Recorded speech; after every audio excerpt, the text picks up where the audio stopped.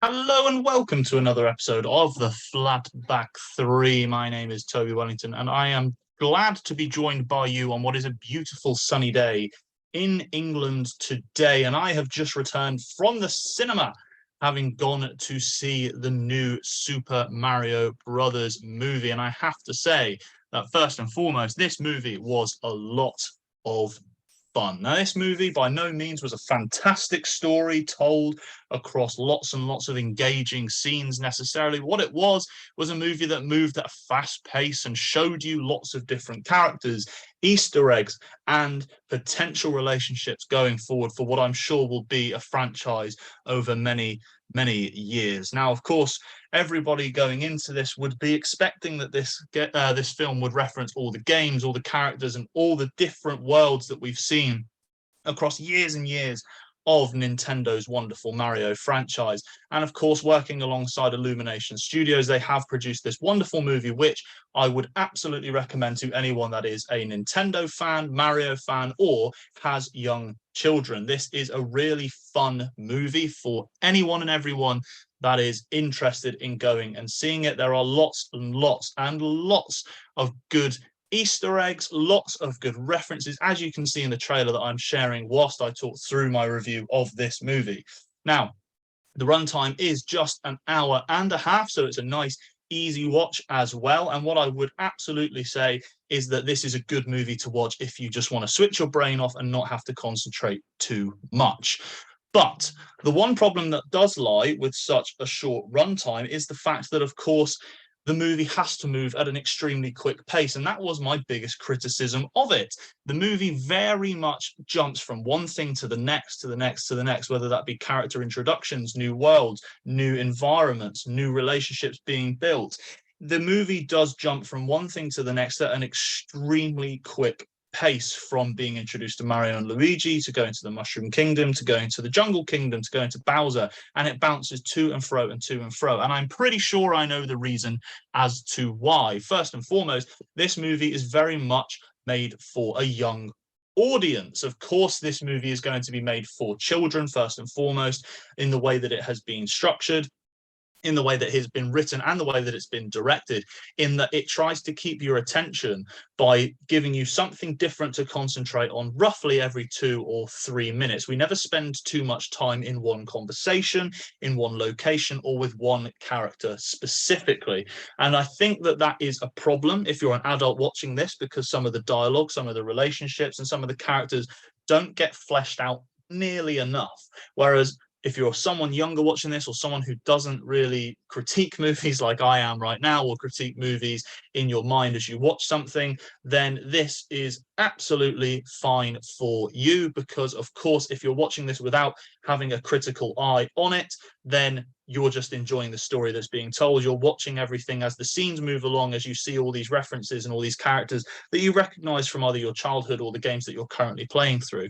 Of course, if you are critiquing this, then there is the specific aspect of it where there are character relationships that are not developed. An example of this is actually Mario, Princess Peach, and Toad. They are the three characters that we focus on the most throughout this adventure.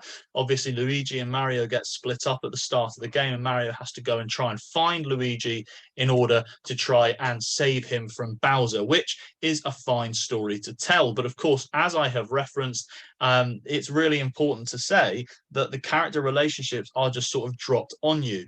An example of this is when Peach and Mario meet for the first time. Mario makes his way to Princess Peach by sneaking past Toad guards. He runs up to her, she sees him, says, "Release him," to the guards. Then, in order to join Princess Peach in her mission to defeat Bowser and as a result save Luigi, she says, "You have to pass this test." He fails it a number of times across a sort of 12-hour period, because the time in the film changes from day to night and back to the morning again before they go off on their adventure. And despite never actually completing the course, he is still able to go on the adventure with Princess Peach. Now, there's no reason or rhyme for that. She actually states specifically, like, "Oh, I got this straight away. Sometimes it might take someone even longer." But if that's the case, would you then take that person with you on an adventure that potentially is going to save a universe. And that's another point to reference, is that this could and probably will become part of a much wider cinematic universe. We've talked before about how maybe DC going into their new cinematic releases don't need to aim for a universe and they should make great individual films.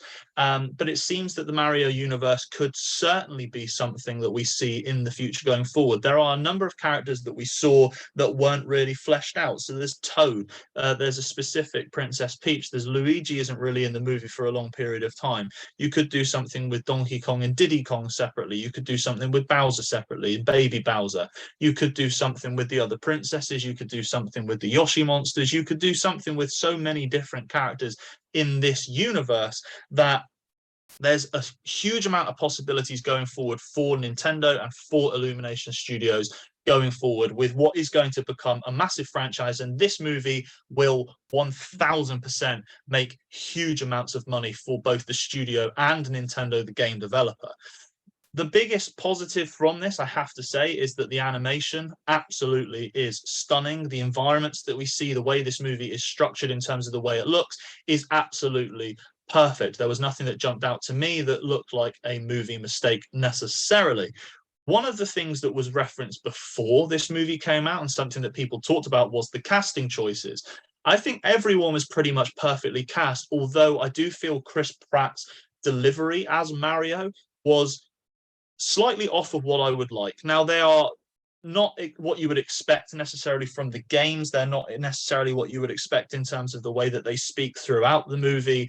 But it was something about Chris Pratt's voice just not fitting in with Mario. And of course, that is the problem that we will have going forward with lots of franchises. I said it about Ellie in The Last of Us with Bella Ramsey playing her. There's lots of characters across different franchises that will have been and will be in the future miscast.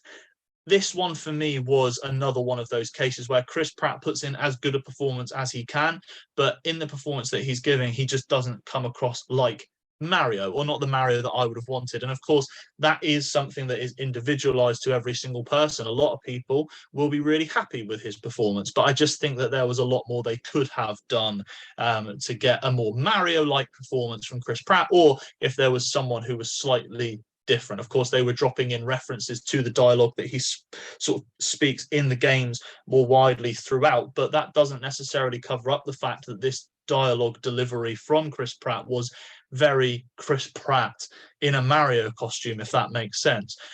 One of the most surprising casting choices for me was that Seth Rogen was going to play Donkey Kong. And I have to say that in the movie, he actually does a really good job in making Donkey Kong a really engaging, intimidating and funny character. Because one thing I would say about this movie, absolutely for all ages, is that this movie has some really good comedy in it. There are really good funny scenes in various points, and I have to say that I really enjoyed certain aspects of the comedy, although some of it, of course, like I say, was very much made for children. It was still funny to an adult audience. Some of it is more leaned towards adults. And I have to say that the movie overall, I think, in a way, does really well to cater for both adults and children, but at the same time hinders itself when aiming for the adult audience because of the quality of the story told and some of the jokes that they could have told, if that makes sense.